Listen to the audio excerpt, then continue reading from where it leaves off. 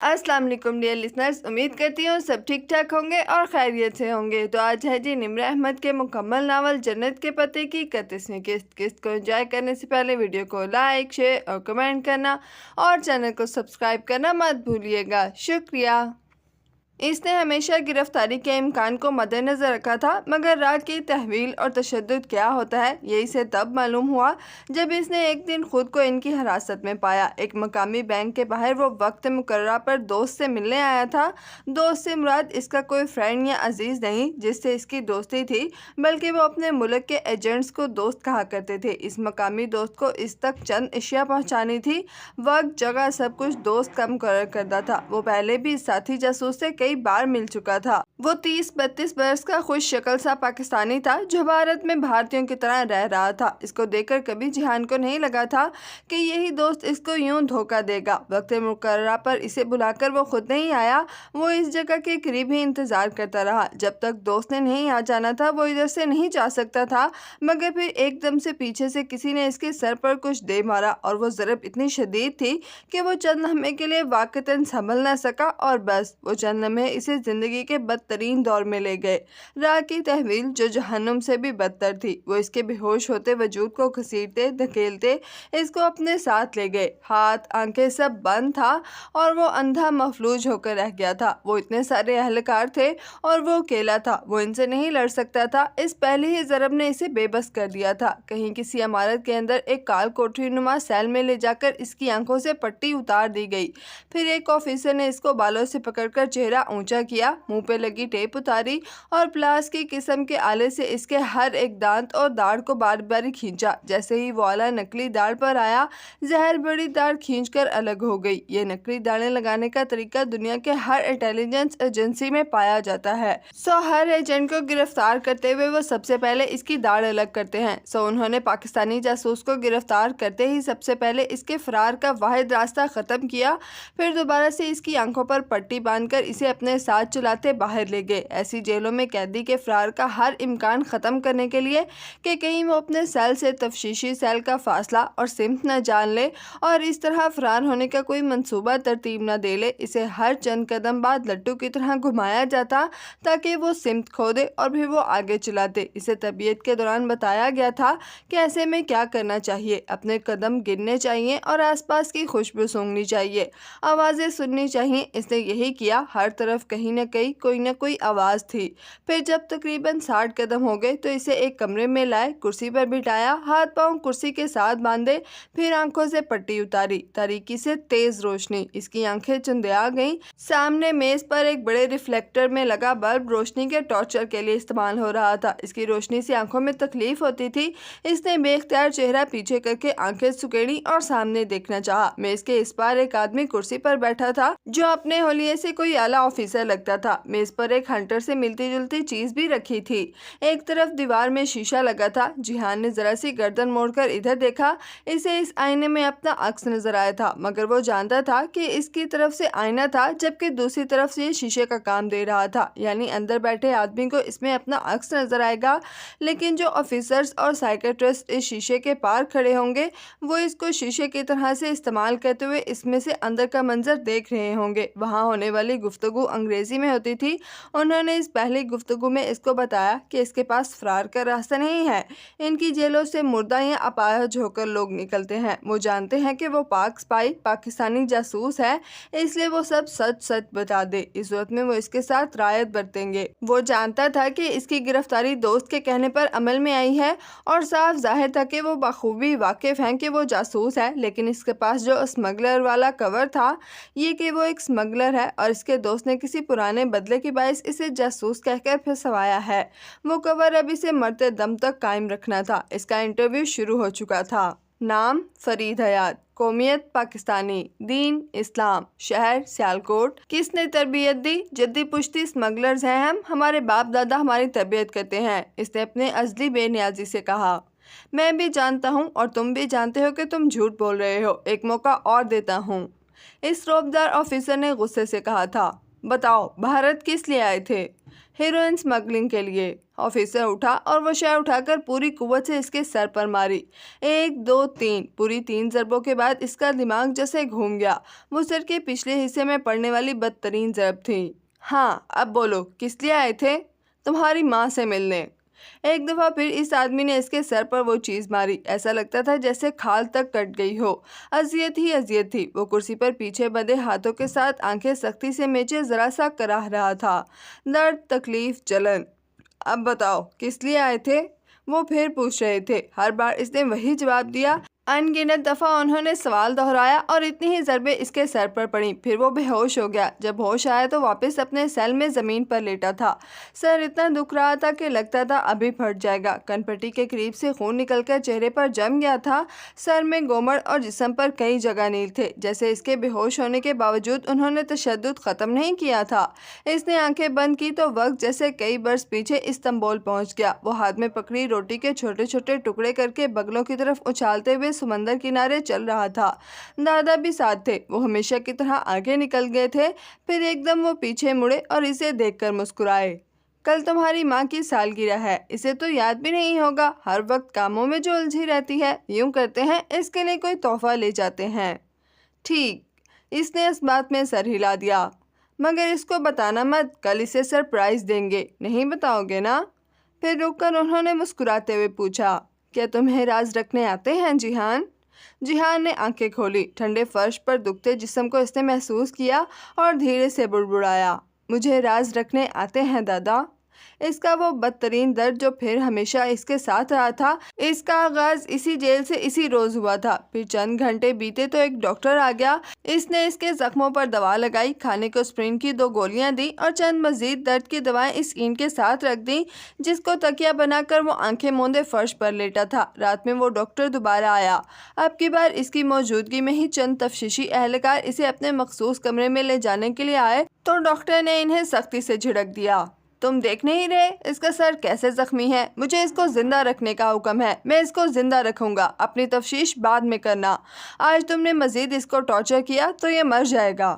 जिहान ने ज़रा की ज़रा आंखें खोलकर डॉक्टर को देखा, जो इन एहलकारों पर गुस्सा हो रहा था। वो बुड़बुड़ाते हुए वापस हो लिए। डॉक्टर अब तासुब से सर झटकता इसके सर की पट्टी करने लगा था। ये इंसान नहीं है, ये दरिंदे हैं। वो साथ ही ज़ेरे लब अंग्रेजी में कह रहा था। जिहान बस अपनी निढाल नीमवा आंखों से इसे देखता रहा। तुम फिक्र मत करो, मैं तुम्हारी हर मुमकिन मदद करूँगा।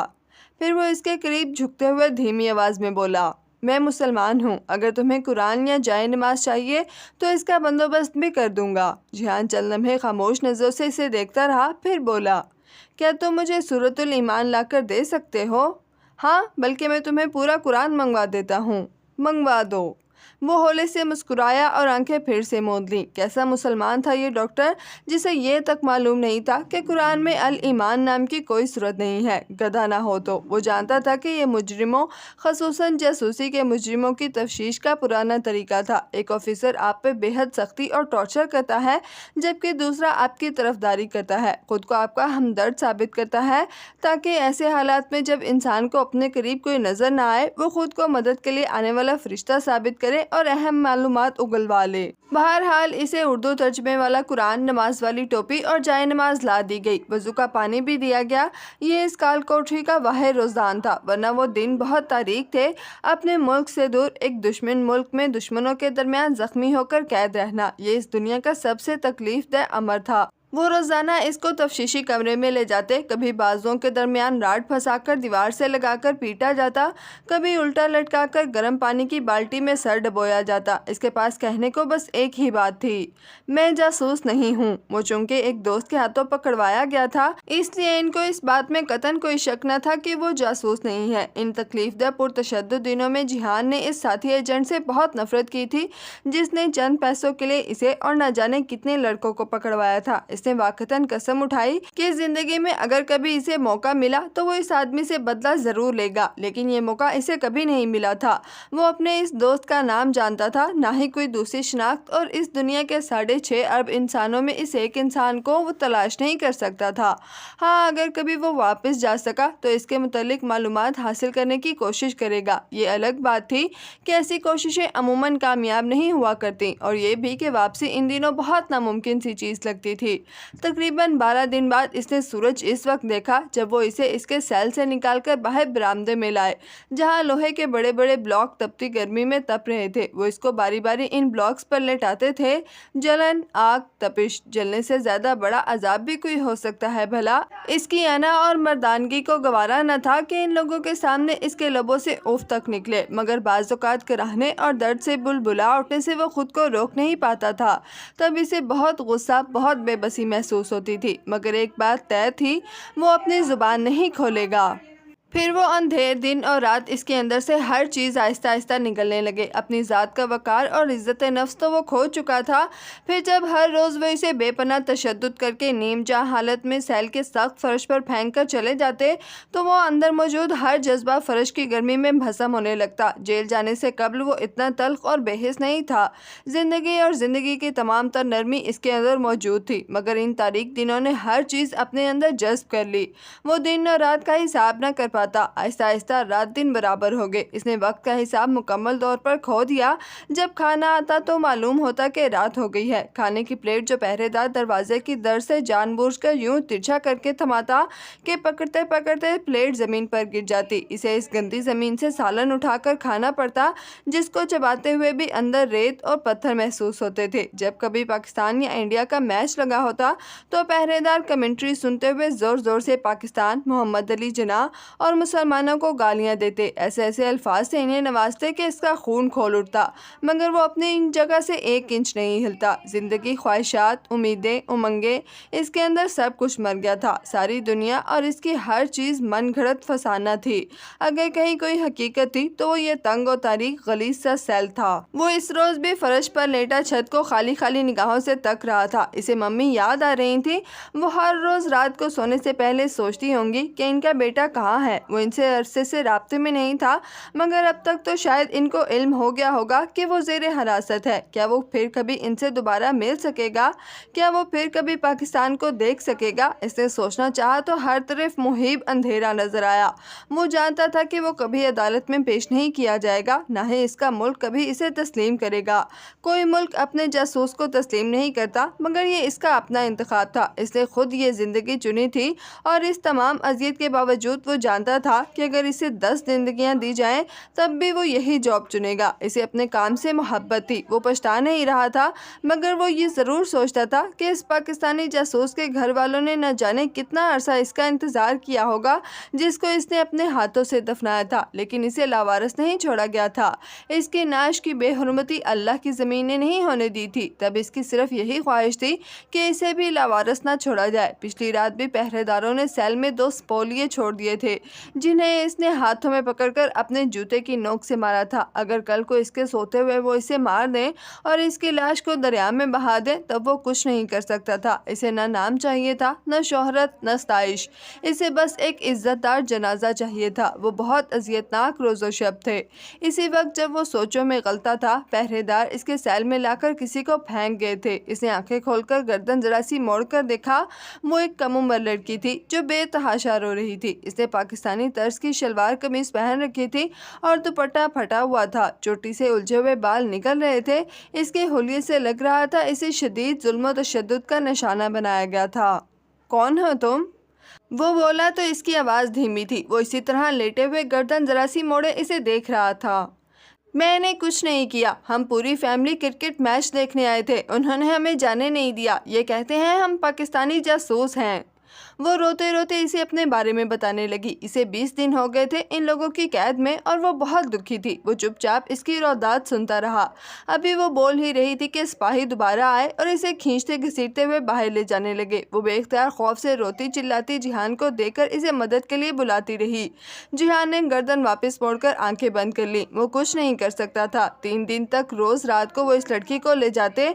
टॉर्चर सेल करीब ही था। वहां से इसकी दर्दनाक चीखें, आहें, सिसकियां यहाँ तक साफ सुनाई देती। सुबह के करीब वो इसे सेल में वापस फेंक जाते, इस हालत में कि वो मजीद जख्मी होती और मजीद रो रही होती। तीसरी सुबह वो उठा और अपने दर्द को भुलाए इसने पानी के बर्तन से एक गिलास भरा और इसके करीब ले आया। वो बंद आंखों से निढाल सी करा रही थी। इसने इस लड़की की आंखों को देखा तो एकदम जैसे कोई याद हर सू छाने लगी। फरीहा एकान रजा, खूबसूरत और तरहदार फरीहा। वो एक रोज इनके घर गया तो इसने लाउंज में बैठी फरीहा को आईने पकड़े मोचने से अपनी भवों को तराशते देखा था। अली करामत की मम्मी अपनी भवें नहीं तराशती थीं। इनकी आईब्रो कुदरती थे मगर अच्छे लगते थे। आप क्यों मिसेस फरीहा की तरह अपनी आईब्रोज को शेप नहीं देती? इसने इनसे पूछ ही लिया तो वो हंस कर बोली, अल्लाह ताला की बनाई हुई चीज़ें अपनी मर्जी से रद्द-बदल नहीं करते बेटा। अल्लाह ताला को ये अच्छा नहीं लगेगा।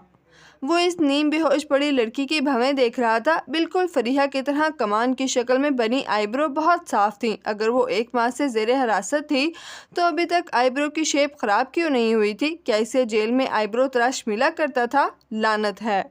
इसने गिलास पूरे का पूरा इसके चेहरे पर उंडेला और उठकर वापस अपनी जगह पर आ गया। वो कराह कर रह गई मगर ज़्यादा हरकत नहीं की। ऐसे स्टूल पिजन अक्सर जेल में मतलूबा मुलजिम के साथ डाले जाते ताकि वो अपने ऊपर होने वाले मजालिम की दास्तान और अपनी चीखें सुनाकर मुलजिम को डरा सकें और अपनी जुबान खोल दे, या कम से कम इसकी हमदर्दी लेकर वो स्टूल पिजन इसके बारे में कुछ जान सके। वो अब दिन रात अपने फ्रॉड के मुतालिक सोचा करता था। वो जेल इतने ज्यादा पहरों में बंद थी कि वहां से भागना नामुमकिन था। करे तो क्या करे। वो इसे पॉलीग्राफ टेस्ट पर ले गए थे और इसको तरबियत के दौरान इस मशीन को धोखा देना सिखाया गया था, सो वो इसको नहीं तोड़ सके। लेकिन इसे खौफ था कि मखसूस इंजेक्शन देकर वो इससे बहुत कुछ उगलवा लेंगे, फिर इसकी एजेंसी कभी इसका एतबार नहीं करेगी। वहाँ यही कहा जाएगा वो गद्दार का बेटा था, वो बाप जैसा ही निकला। क्या करे, किधर जाए? फिर कई दिन बाद एक रोज वो इसे सेल से निकाल कर एक मुख्तलिफ कमरे में ले आए जहाँ इलेक्ट्रिक शॉक्स का इंतजाम था। बिजली के झटके लेने का मतलब था सारी उम्र सेहत के मुख्तलिफ मसाइल का शिकार होकर वो फौज के लिए नाकारा हो जाएगा। इसने सोचने में बस 1 मिनट लगाया। Okay okay, I am a spy. इसने दोनों हाथ उठाकर एतराफ़ कर लिया। मुझे शॉक्स मत दो, मैं सब बताता हूँ। तफ्तीशी टीम दोबारा बैठी। रिकॉर्डिंग का इंतज़ाम हुआ। सवाल और जवाब और बयान दोबारा लिए गए। इसने अपने सोचे समझे मंसूबे के मुताबिक इनको बताना शुरू किया कि वो सिविलियन जासूस है। अपनी एजेंसी का नाम इसे नहीं मालूम और चंद दूसरी कहानियों के बाद इसने बताया कि इस माह की 13 तारीख को इसको अपने साथी जासूस से मिलना है। वो इनको वहाँ ले जाएगा ताकि वो इस साथी को गिरफ्तार कर ले और इसके साथ रायत बरते। वो जानता था कि इस जेल से वो नहीं भाग सकता।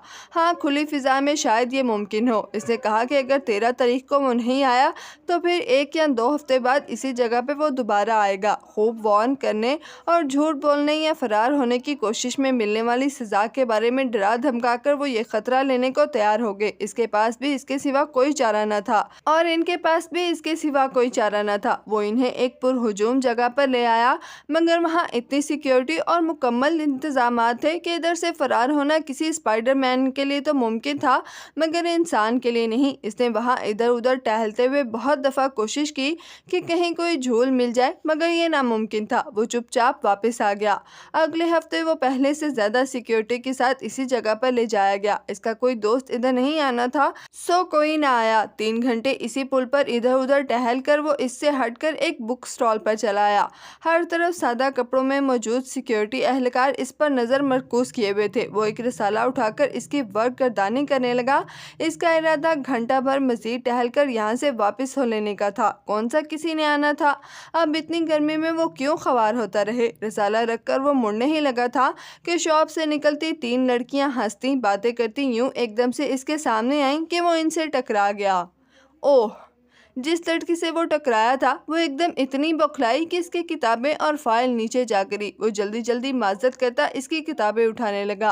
वो कॉलेज यूनिफॉर्म में मलबूस लड़कियां थी जिसे वो टकराया था। इसने सर पर दुपट्टा ले रखा था। सफेद दुपट्टे के हाले में चमकता चेहरा बहुत मासूम, बहुत घबराया हुआ लग रहा था। जिहान के साथ झुककर इसने अपनी फाइल उठाई और कुछ इस तरह से उठाई कि इस पर लिखे अल्फाज वाजिया हो गए। वो बहुत कोशिश से अपनी हैरानी जाहिर किए बगैर उठा। दिल एकदम जोर से धड़कने लगा था। लड़की जल्दी जल्दी अपनी चीजें संभाल कर वापस मुड़ गई। वो खुद को पुरसुकून रखते हुए फिर से बुक रैक की तरफ मुतवज्जो हो गया। एक किताब उठाकर इसने चेहरे के सामने तान ली ताकि इसके तासुरात इसके निगरानों से छुप सकें। इस लड़की की फाइल पर एक ऑफिसर का नाम, रैंक और इसकी तफ्तीशी टीम में शमूलियत का दिन लिखा था। साथ में पहचान के लिए जिहान का अपना कोड नंबर और इसके कोड नेम का मुखफ़फ़ भी लिखा था, ARP, एजेंट रोज पेटल। इसमें और गुलाब की पंखड़ी में कोई मुमासलत नहीं थी। ये बस एक कोड नेम था जैसे अमूमन हुआ करते थे। शायद जिसने अलॉट किया था इसके वक्त इसके सामने रोज पेटल का टिश्यू डब्बा पड़ा हो। बहरहाल इस लड़की की फाइल पर लिखे ये अल्फाज पहचान के लिए काफ़ी थे। इसने किताब वापस रखते हुए सरसरी से अंदाज में दुकान के शीशे के दरवाजे को देखा जहां दूर मुखालिफ सिमत जाती 3 लड़कियों का अक्स नुमाया था। इसी पल फाइल वाली लड़की ने गर्दन जरा मोड़कर इसे देखा। इसकी आंखों में एक मुस्कुराहट थी। मरा जमीला, खूबसूरत औरत।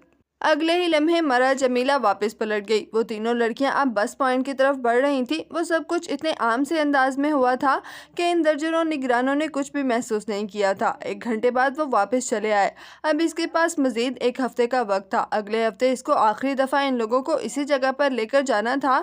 इसके ताउन के पेश नज़र हफ्ते 10 दिन इस पर तशद्दुद नहीं किया गया था। खाना भी कदरे बेहतर मिल रहा था।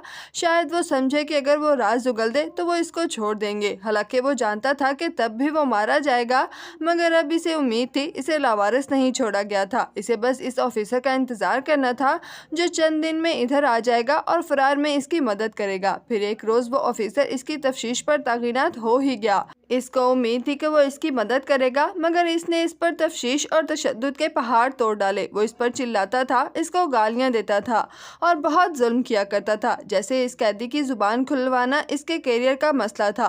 वो इस ऑफिसर के बारे में शशोपंज में मुब्तला हो गया। हो सकता है वो लड़की भी इन्हीं भारतीयों की भेजी गई हो ताकि वो इस ऑफिसर को अपना हमदर्द ख्याल करके इससे दिल की बात कर बैठे। मगर फिर इस लड़की की फाइल पर इसका कोड नंबर कैसे लिखा था? वो कोड नंबर पाकिस्तान में बहुत अहम जगह महफूज था। वो यूं किसी को नहीं मिल सकता था। वो क्या करे? सब्र और इंतज़ार। और ऐसी ही एक शाम जब भारत और पाकिस्तान के क्रिकेट मैच में पाकिस्तान जीत गया तो इस ऑफिसर ने गुस्से और इश्ताल में तमाम गार्ड्स को इस पर खुला छोड़ दिया। वो इसको पीटते रहे, मारते रहे, ठुड्डों से, मुक्कों से, लातों से और गालियां देते रहे। वो सहता रहा और जब ये सेशन ख़त्म हुआ तो वो सब बाहर चले गए। आखिरी जाने वालों में वो ऑफिसर था। जब इसने दर्द से कुर्लाते सिर को सीधा किया और नीमजा आंखों को खोलकर देखना चाहा तो इसके सेल की चाबी इसके साथ गिरी पड़ी थी। ये यकीनन बज़ाहिर इन गार्ड्स की धक्कम पेल में गिरी थी, मगर वो जान गया था कि वो ऑफिसर इनका अपना था। अब वो यहाँ से निकल सकता था। वो इस ऑफिसर पर कोई शक भी नहीं कर सकेगा। इसने अपनी और जिहान दोनों की चमड़ी बचानी थी। कभी जिंदगी ने मौका दिया तो वो इस हिंदू ऑफिसर के एहसान का बदला जरूर पूरा करेगा। काश वो इसके लिए कुछ कर सकता। 3 दिन तक इसने खामोशी से इंतजार किया। चाबी इसने छुपा ली थी। जब जख्म जरा भर गए तो होली आ गई। त्योहार का दिन। सब इस रोज मगन थे। वो अपना काम कर सकता था और वो मौके का इंतजार करता रह गया जब अचानक से हर तरफ शोर उठा। धक्कम पेल, अफरा तफरी। कहीं किसी कमरे में आग लग गई थी। लोग भाग रहे थे और वो जान गया था इसके पीछे किसका हाथ है। बाकी सब तारीख का हिस्सा बन गया। इस अफरा तफरी में सेल से निकलना, एक ऑफिसर को गिराकर इसका लिबास और कार्ड हथियाना कुछ मुश्किल न था। यहाँ तक कि वो इस बिल्डिंग से बाहर निकल आया। पूरे 1 माह 10 दिन बाद इसको इस अकूबत खाने से रिहाई मिली थी। चंद दिन बाद ही वो राजस्थान के करीब की सरहद अबूर करके अपने मुल्क वापस आ चुका था। 1.5 बरस बाद वो जिन हालात से गुजरकर पाकिस्तान पहुंचा था वो नाकाबिले बयान थे। जब वो वापस लाहौर पहुंचा तो इसके जख्म अभी भरे नहीं थे।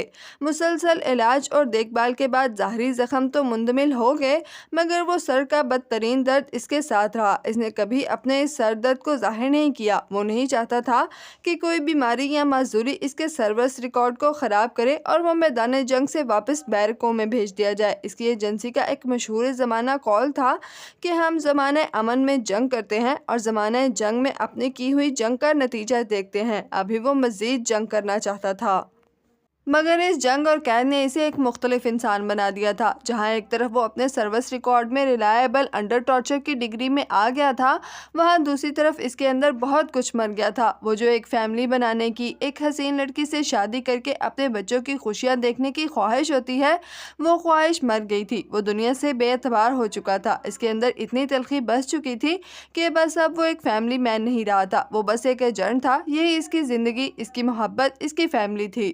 جب حکومت نے لاکھوں روپیہ خرچ کر کے اس کو ملک کی خدمت کے قابل بنایا تھا تو بہتر تھا کہ وہ یہی کام کرے۔ ماموں سے بغض و عناد، انتقام لینے کی خواہش سب جیل نے نگل لیا تھا۔ اگر کچھ بچا تھا تو وہی ایک احساس کمتری جو ماموں کا سامنا کرنے کا سوچ کر اسے ہمیشہ محسوس ہوتا تھا، بس اور کچھ نہیں۔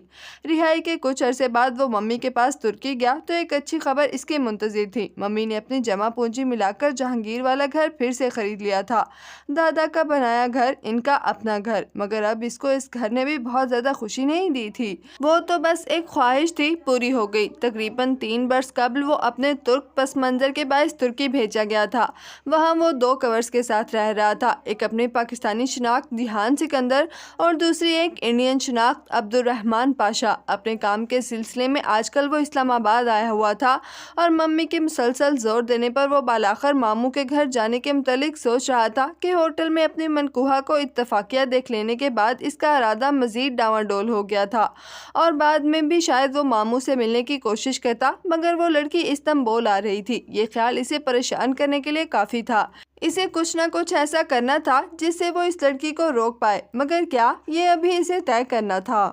وہ بیسن کی ٹوٹنی پر جھکا چہرے پر پانی کے چھینٹے ڈال رہا تھا۔ جب اسے یقین ہو گیا کہ وہ مکروہ صورت اس کی جلد سے ہر نشان چھوڑ چکی ہے تو اس نے چہرہ اٹھا کر باتھ روم کے آئینے میں دیکھا۔ ماتھے پر سامنے کو گرتے اس کے گہرے بھورے بال گیلے اور منہ دھلا دھلایا ہو چکا تھا۔ اس نے اسٹینڈ سے لٹکتا تولیہ اتارا اور چہرے کو رگڑتا باہر آیا۔ لاؤنج میں ٹی وی چل رہا تھا، اس کا لیپ ٹاپ بھی آن پڑا تھا۔ صوفے پہ بیٹھتے ہوئے اس نے تولیہ ایک طرف ڈالا، پھر لیپ ٹاپ گود میں رکھتے ہوئے اپنا موبائل نکالا۔ اسے ممی کو فون کرنا تھا۔ دوسری جانب گھنٹی جا رہی تھی۔ وہ منتظر سا اسے سنتا گیا۔ ذہن کے پردوں پہ آج کے واقعات پھر سے چلنے لگے تھے۔ گزشتہ رات ماموں کے گھر سے نکلتے ہوئے اس کے ذہن میں ایک لایا عمل تشکیل پا رہا تھا۔ جو آخری چیز وہ اپنی مشکل زندگی میں نہیں چاہتا تھا وہ اپنی بیوی کا اس شہر میں آ کر رہنا تھا جہاں وہ پہلے سے ہی مقیم ایک ایجنٹ کی حیثیت سے 2 زندگیاں گزار رہا تھا۔ اب اسے کسی نہ کسی طرح اس لڑکی کو روکنا تھا۔ جب اس نے کچن میں سفید پھول رکھے تھے تو اس کے ذہن میں مکمل لاہے عمل نہیں تھا، مگر پھر بھی وہ جاتے وقت اس کی کار پر ایک GPS ٹریسر چسپا کر آیا تھا۔ وہاں کھڑی 2 گاڑیوں میں سے چھوٹی والی یقیناً اسی کی تھی۔ وہ اس لڑکی پر نظر رکھنا چاہتا تھا اور آج کل اس کے پاس اتنا ڈھیر سارا وقت تھا کہ وہ اس پر نظر رکھ سکے، اور پتہ نہیں کیوں جب بھی وہ اس کے بارے میں سوچتا اس کو وہ لڑکی کے نام سے ہی سوچتا اور اس کا نام نہیں لیا کرتا تھا۔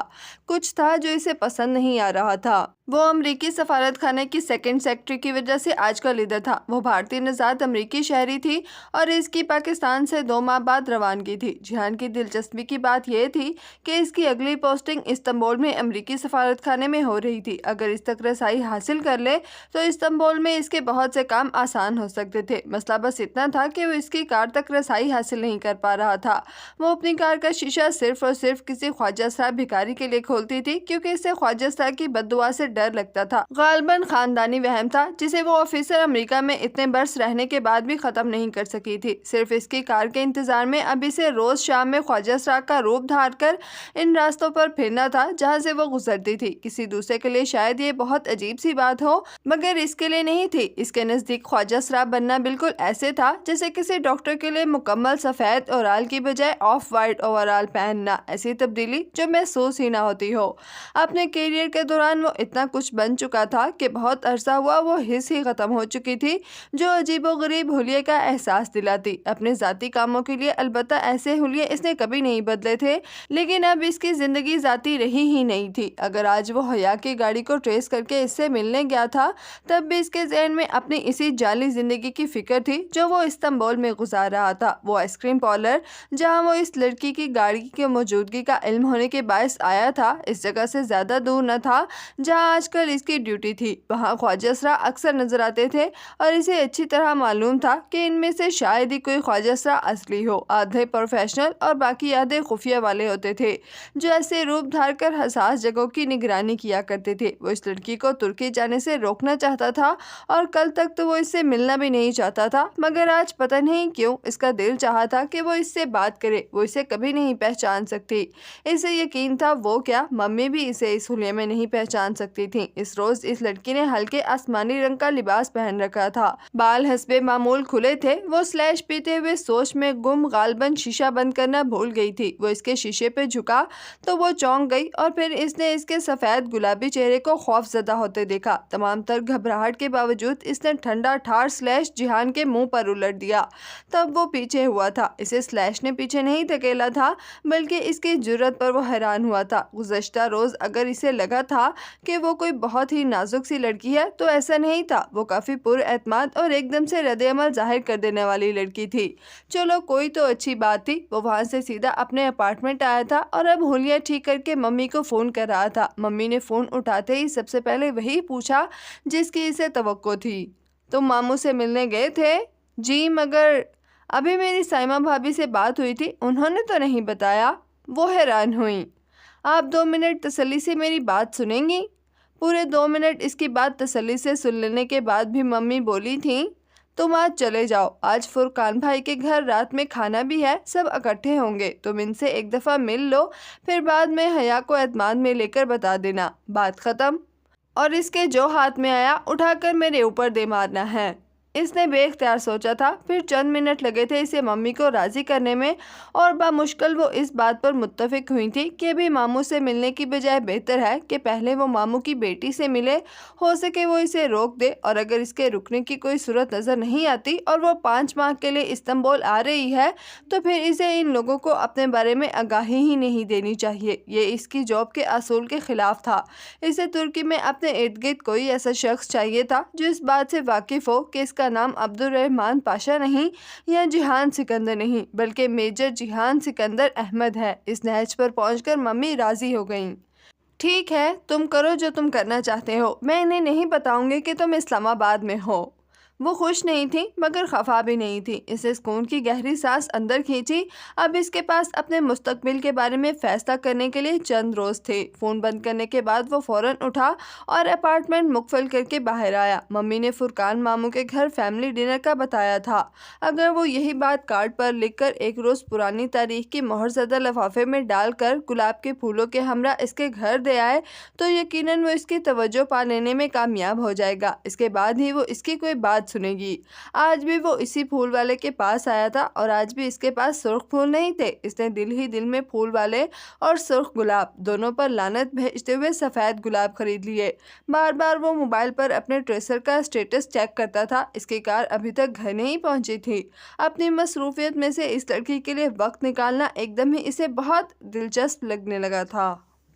वो दावर की मेहंदी की दोपहर थी जब मम्मी का फ़ोन आया। वो इस वक्त ऑफिस से निकल रहा था। यहाँ से इसे अपनी वो कार लेनी थी जो इसे इस्लामाबाद में इस्तेमाल करनी थी। मम्मी का नंबर स्क्रीन पर जलता बुझता देखकर वो ज़रा चौंका।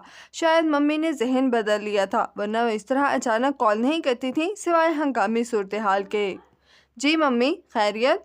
अपने दफ्तर की मेन बिल्डिंग से दूर हटकर सड़क किनारे चलते वो इनसे बात करने लगा। तुम आज जाकर मामू से मिल लो। वही ढाक के 3 पात। वो जी भर कर बेजार हुआ। मम्मी, कल रात हमने किस बात पर इत्तेफाक किया था, अब भूल गई? जिहान, मेरी बात सुनो। मुझे खदशा है कि सुलेमान भाई हया की शादी कहीं और न कर दें। तो कर दें। वो ये नहीं कह सका, गो कि वो यही कहना चाहता था, मगर जब बोला तो आवाज़ में पता नहीं कहाँ से खफगी दर आई थी। वो इस तरह कैसे कर सकते हैं? किसी और से इसकी शादी? हमारा निकाह हुआ था, मंगनी नहीं जो वो अपनी मर्जी से तोड़ दें। وہ خلا بھی لے سکتے ہیں اور تم جانتے ہو 1-2 پیشیوں میں فیصلہ ہو جایا کرتا ہے بچپن کے نکاح کا، اور اگر انہوں نے ایسا کیا تو اس کے ذمہ دار ہم ہوں گے، اور وہ خود کسی چیز کے ذمہ دار نہیں ہے۔ جیحان سکندر، میں نے تمہاری پرورش اس منقسم مزاج سوچ کے ساتھ تو نہیں کی تھی۔ انہیں جیسے دکھ ہوا تھا وہ فوراً نادم ہوا۔ اچھا، آئی ایم سوری، میرا مطلب ہے اگر ہم اس رشتے پر خاموش ہیں تو بات وہ بھی نہیں کرتے۔ وہ بیٹی والے ہو کر کیسے خود سے بات کریں، کیسے کہیں کہ ہماری بیٹی کو رخصت کروا کر لے جاؤ؟ ایسے اپنی بیٹی کو کوئی ہلکا نہیں کرتا۔ ہاں، میرے ماموؤں کا غرور اور انا، ادھر ممی کہہ رہی تھیں، وہ ہماری طرف سے مایوس ہو چکے ہیں، اسی لیے سلیمان بھائی حیا کے لیے آنے والے رشتوں پر غور کر رہے ہیں۔ وہ ایک دم بالکل چپ ہو گیا۔ آپ کو کس نے کہا یہ تو طے تھا کہ وہ بلا تحقیق کسی بات پر یقین نہیں کر سکتا تھا۔ سائمہ بھابی نے ابھی فون کر کے بتایا ہے، ان کے بقول سلیمان بھائی کو ہمارا انتظار بھی نہیں ہے۔ انہوں نے فرقان بھائی سے خود کہا ہے کہ ان کے کسی دوست نے اپنے بیٹے کے لیے حیا کا رشتہ بھجوایا ہے اور آج وہ فرقان بھائی کو اس لڑکے سے ملوائیں گے۔ شاید ان کے کسی بزنس پارٹنر کا بیٹا ہے، باہر سے پڑھ کر ابھی آیا ہے۔ فرقان بھائی نہیں ملے ابھی اس سے۔ وہ بالکل خاموشی سے سنتا رہا، اسے یہ سب بہت برا لگ رہا تھا۔ کیوں؟ وہ خود سمجھنے سے قاصر تھا۔ تم آج چلے جاؤ، میں اس رشتے کو توڑنا نہیں چاہتی جیحان، وہ بے بسی سے کہہ رہی تھیں۔ جب وہ لوگ مجھے بے حد غیر اہم سمجھ کر میرے منتظر ہی نہیں ہیں تو کیا فائدہ جانے کا؟ بھابی بتا رہی تھی، حیا ہمارا پوچھ رہی تھی، اسے انتظار ہوگا۔ کیوں؟ وہ بے اختیار کہہ اٹھا۔ لڑکیوں کے دل بہت نازک ہوتے ہیں بیٹا، میں کبھی کبھی خود کو اپنی بھتیجی کا مجرم سمجھتی ہوں۔ آپ پریشان نہ ہو، میں یہ رشتہ نہیں ٹوٹنے دوں گا۔ یعنی تم جا رہے ہو؟ وہ جیسے کھل اٹھیں۔ اب یہ بھی نہیں کہا تھا میں نے، بس آپ مجھ پر بھروسہ رکھیں، میں سب فکس کر لوں گا۔ اور ممی خاموش ہو گئی۔ ان کو شاید اس کی اس قابلیت پر بھروسہ تھا کہ وہ اپنے ارد گرد موجود ہر خراب چیز کو فکس کر لیا کرتا تھا۔ رشتوں اور چیزوں میں فرق ہوتا ہے، شاید ممی نے یہ بھی سوچا ہو۔ آج اس کو دیکھتے ہی پھول والے لڑکے کا چہرہ جگمگا اٹھا۔ صاحب، آج سرخ گلاب بہت سارے ہیں، مگر مجھے سفید ہی چاہیے۔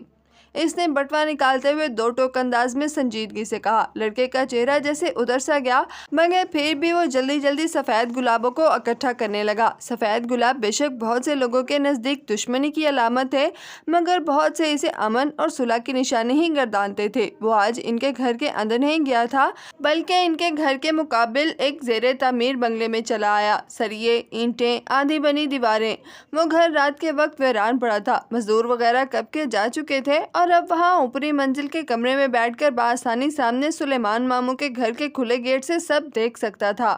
مہندی کا فنکشن دونوں گھروں کے قریب ہی ایک کھلے پلاٹ میں شاندار سی کنات لگا کر کیا گیا تھا۔ اسے تقریب میں کوئی دلچسپی نہیں تھی، وہ صرف سلیمان ماموں کے کھلے گیٹ کو دیکھ رہا تھا جہاں بہت سارے لوگ آ جا رہے تھے۔ خواتین کی تیاری اور الٹے سیدھے فیشن، وہ روایات اور قدریں جن کا ذکر ممی اکثر کیا کرتی تھی، وہ اسے اپنے ننیال کی خواتین میں کہیں نظر نہیں آتی تھیں۔ داور کی بہن تو شاید باقاعدہ اسکارف لیا کرتی تھی، مگر وہ بھی اسے سلور لہنگے میں بنا سر ڈھکے ادھر ادھر پھرتی نظر آ رہی تھی۔ پتہ نہیں کیوں شادیوں پہ لوگ سب بھلا دیتے ہیں، اسے افسوس ہو رہا تھا۔ بہت دیر بعد جیحان نے بالاخر اسے دیکھ ہی لیا۔ وہ اپنی ممی کے عقب میں چلتی برآمدے سے اترتی ڈرائی وے تک آ رہی تھی جہاں سلیمان ماموں ایک فیملی کے ہمراہ کھڑے خوش گپیوں میں مصروف تھے۔ وہ واقعی بہت خوبصورت تھی۔ سنہرا لہنگا اور ٹیکا اسے مزید حسین بنا رہا تھا، مگر وہ اسے پھر بھی مرا جمیلہ نہیں لگتی تھی۔ سلیمان ماموں اب اس کا تعارف ان لوگوں سے کروا رہے تھے جو ان کے ساتھ کھڑے تھے، صاحب، خاتون اور غالباً ان کا بیٹا۔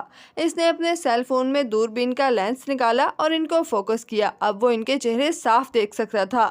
وہ تینوں مہمان بہت دلچسپی سے اسے دیکھ رہے تھے، بالخصوص ان کا بیٹا۔ اس کی نظریں تو بہت ہی، اسے پتہ نہیں کیوں پھر سے غصہ آنے لگا، اور تبھی اس نے حیا کے چہرے کی جوت کو ماند پڑتے دیکھا۔ وہ خوش نہیں لگ رہی تھی۔ ذرا سی دیر میں ہی ان کے پاس سے ہٹ آئی۔ گیٹ سے باہر آ کر اس نے انگلی کی نوک سے آنکھ کا کنارہ صاف کیا۔ اس نے موبائل کے بٹن کو چند ایک دفعہ دبایا۔ وہ اس کی تصویر لینا چاہتا تھا اور اس کی کوئی تصویر اپنے پاس رکھنا چاہتا تھا۔ وہ ان لوگوں سے مل کر خوش نہیں تھی۔ شاید یہی وہ رشتے والے تھے جن سے آج سلیمان ماموں نے فرقان ماموں سے ملوانا تھا۔ وہ اس پر خوش اس لیے نہیں تھی کہ یہ رشتہ اس کے لیے انچاہا تھا۔ دل کے کسی کونے میں اسے یکگونا اطمینان سا نصیب ہوا، جیسے تسلی سی ملی ہو، جیسے ڈھارس سی بد گئی ہو۔ وہ اب پہلے جتنا ناخوش نہیں تھا۔ وہ بہت دیر ادھر ہی بیٹھا رہا۔ اسے فنکشن دیکھنے کی آرزو نہ تھی، بس وہ اس کی واپسی کے انتظار میں وہی موجود تھا۔ وہ اسے ایک دفعہ پھر دیکھنا چاہتا تھا۔ کافی دیر گزری، تب وہ اسے واپس آتی دکھائی دی۔ وہ گھر کے اندر جا رہی تھی۔ کیا اسے اس سے ملنا چاہیے یا اس کے ترکی آنے کا انتظار کرے؟ وہ یہی سوچ رہا تھا جب اس کا فون بج اٹھا۔ اس نے سیل فون کی اسکرین کو دیکھا، پھر بے اختیار چونکا۔ یہ اس کے ترکی والی وہ سم تھی جو پوسٹ پیڈ تھی اور کبھی اس کی اور کبھی ممی کے زیر استعمال رہتی تھی۔ یہ نمبر ماموں کے پاس تھا اور اس میں ماموں کا نمبر محفوظ بھی تھا۔ وہ اب اس نمبر سے کال آ رہی تھی، ماموں کے گھر سے کال۔ وہ لمحے بھر کو گڑبڑا سا گیا، مگر اس نے فون اٹھا لیا۔ چونکہ یہ ترک نمبر تھا، اس لیے وہ ایک ہی لمحے میں خود کو ترکی لے گیا۔ ایک پیشہ ور ایجنٹ ہونے کے ناطے اس کو یہ ظاہر نہیں کرنا تھا کہ وہ ترکی سے باہر ہے اور اس کا نمبر رومنگ پر ہے۔ وہ حیا تھی، ناقابل یقین، اور وہ ممی کا پوچھ رہی تھی۔ وہ ان کی منتظر تھی، ممی ٹھیک کہتی تھیں۔ اس سب کے باوجود جب وہ بات کرنے لگا تو اس کا لہجہ خشک ہی تھا۔ وہ اتنی جلدی کسی کے ساتھ نرمی سے یا کھل کر بات نہیں کرتا تھا، اور اس کو تو وہ ویسے بھی کوئی امید نہیں دلانا چاہتا تھا۔ پھر بھی جب بات کے اختتام پر اس نے حیا کی آواز کو بھیگتے ہوئے سنا تو اس کا دل دکھا تھا۔ فون بند کرتے ہی اس نے وہ خط کا لفافہ نکالا جو وہ پھولوں کے ساتھ رکھنے کے لیے لایا تھا۔ ابھی اندر موجود سفید موٹے کاغذ پر اس نے لکھا نہیں تھا، اور اب اسے معلوم تھا اس کو کیا لکھنا ہے۔ اس لڑکی کے نام، جو کبھی کسی انچاہے رشتے کے بننے کے خوف سے روتی ہے تو کبھی کسی بن چکے انچاہے رشتے کے ٹوٹنے کے خوف سے۔ یہ آخری بات محض اس کا گمان تھی، مگر کیا پتا وہ صحیح بھی ہو۔ اس نے پی کیپ سر پر لی اور مفلر گردن کے گرد یوں لپیٹا کہ اگر اب وہ خود کو کوریئر سروس مین کہہ کر گھر کے کسی ملازم کے حوالے وہ پھول کرے تو کل کو دن کی روشنی میں وہ اسے پہچان نہ پائیں گے۔ پھول اور خط ایک ملازم کے حوالے کر کے وہ واپس چلا آیا۔ وہ صرف حیا کو چونکانا چاہتا تھا اور اسے امید تھی کہ اس کا مقصد پورا ہو جائے گا۔ داور کی بارات کے روز اس کا قطعاً ارادہ نہ تھا کہ وہ آج بھی حیا کے لیے ادھر جائے۔ آج ویسے بھی اسے اپنے بہت سے کام تھے۔ سیکنڈ سیکرٹری تک رسائی وہ ابھی تک حاصل نہیں کر سکا تھا، مگر وہ جانتا تھا کہ یہ کام وقت طلب ہوتے ہیں۔ صبر، انتظار اور خاموشی، یہ تین چیزیں اس نے اپنی جاسوسی مہمات کے دوران سیکھی تھی۔ آج بھی اس کا کام نہیں ہو سکا تھا اور وہ واپس گھر جا رہا تھا، مگر صرف آخری منٹ میں اس نے یوں ہی سرسری سا سلیمان ماموں کے گھر کا جائزہ لینے کا سوچا۔ معلوم نہیں وہ بار بار کیوں جاتا تھا۔ جب وہ گلی کے دہانے پر پہنچا تو اس نے زن سے اپنے سامنے سے گزرتی گاڑی میں حیا کو دیکھا۔ وہ بے اختیار چونکا تھا۔ اس گاڑی میں اسے وہی کل والی فیملی نظر آئی تھی اور وہی بے باک نگاہوں والا فضول انسان گاڑی چلا رہا تھا۔ آخر وہ ان کے ساتھ کیوں جا رہی تھی؟ وہ فارغ تھا، اگر نہ ہوتا تب بھی ان کے پیچھے ضرور جاتا۔ جو بھی تھا وہ اس کی بیوی تھی اور اس وقت کچھ ایسے لوگوں کے ساتھ تھی جو اسے پہلی نظر میں ہی اچھے نہیں لگے تھے۔ کل اسے وہ ان سے مل کر ناخوش لگی تھی، مگر آج وہ ان کے ساتھ تھی۔ وہ کل غلط تھا یا آج؟ وہ یہی دیکھنا چاہتا تھا۔ اور جب اس نے میرج ہال کے اس طرف حیا کو گاڑی سے اتر کر دوبارہ فرنٹ سیٹ پر بیٹھتے دیکھا تو اسے دھچکا سا لگا تھا۔ وہ کیسے یوں کسی کے ساتھ بیٹھ سکتی تھی؟ کیا وہ ہر ایک کے ساتھ بیٹھ جانے والی لڑکی تھی؟ اسے شدید غصہ آیا تھا۔ ایک تو اس کا لباس، پھر وہ اتنا میک اپ کرتی تھی، اتنا نک سک سے تیار ہوتی تھی، اوپر سے رات کا وقت۔ اس کا دل چاہا تھا وہ بھی اس کو ہاتھ سے پکڑ کر اس آدمی کی گاڑی سے نکال لے، اور اگر اس نے وہ عجیب سا حلیہ نہ اپنایا ہوتا تو شاید وہ یہ کر بھی دیتا۔ جب وہ گاڑی سے نکلا تھا تو فرائی پین بھی ساتھ ہی اٹھا لیا جو اپنے اس گیٹ اپ کے ساتھ وہ رکھا کرتا تھا۔ کاملیت اس کے ہر کور میں نمایاں ہوتی تھی، اور جب اس نے اس نوجوان کے سر کے پچھلے حصے پر فرائی پین مار کر اسے گرایا تو بھی اس کا غصہ کم نہیں ہوا تھا۔ وہ کچھ اور نہیں کر سکتا تھا، کوئی حق نہیں جتا سکتا تھا، مگر وہ اس لڑکی کو گردن سے پکڑ کر میرج ہال کے دروازے تک چھوڑ سکتا تھا، اور یہ اس نے کیا۔ اپنے لباس کا وہ گھٹیا سا رنگ کا دوپٹہ بھی اس پر اچھال دیا، مگر جب جانے لگا تو ایک دفعہ بہت سلگتی نگاہوں سے اسے دیکھتے ہوئے اگر وہ بولا تو صرف ایک لفظ جو اس کی زبان پر آیا تھا: بے حیا۔ ہاں، وہ اسی قابل تھی۔ پچھلے 2 روز میں اگر اس کے دل میں کوئی نرم گوشہ جاگا تھا تو اب وہ ختم ہو چکا تھا، جیسے کوئی دل سے اتر جاتا ہے، جیسے کسی کے بارے میں انسان شک و شبہات میں پڑ جاتا ہے۔ وہ اس وقت ایسا ہی محسوس کر رہا تھا۔ اب وہ اس سے نہیں ملنا چاہتا، اور اگر وہ اسے استنبول آنے سے روک سکا تو ضرور روکے گا، لیکن وہ ان کے گھر نہیں جائے گا۔ اس کا فیصلہ آسان ہو گیا تھا۔ ہر مشرقی مرد کی طرح اس کی بھی خواہش تھی کہ اس کی بیوی ہر کسی کی گاڑی میں بیٹھ جانے والی نہ ہو۔ اور آج جو اس نے دیکھا تھا وہ اسے نہ صرف بدظن ہوا تھا بلکہ وہ اس لڑکی کے بارے میں شدید قسم کے شک و شبے میں پڑ گیا تھا۔ یہ بھی تو ممکن تھا کہ وہ اس لڑکے کو پسند کرتی ہو۔ یہ الگ بات ہے کہ اس کی جرت نے اسے بوکھلا دیا ہو اور وہ فطری رد عمل کے تحت بھاگی ہو، مگر کم از کم ایک بات واضح تھی کہ پسند اور ناپسند ایک طرف، مگر وہ کسی کو اپنے قریب آنے نہیں دیتی تھی۔ لیکن یہ بھی ہو سکتا ہے اس لڑکے کے والد کے رشتہ بھیجنے میں حیا کی رضامندی شامل ہو اور اسی لیے وہ جیہان یا ممی کی آمد کا پوچھ رہی تھی تاکہ جلد از جلد یہ رشتہ منطقی انجام تک پہنچ جائے اور وہ اپنی مرضی سے کسی اور سے شادی کر سکے۔ لعنت ہے مجھ پر جو میں نے سلیمان ماموں کی بیٹی اور فرقان ماموں کی بھتیجی سے اچھی امید رکھی۔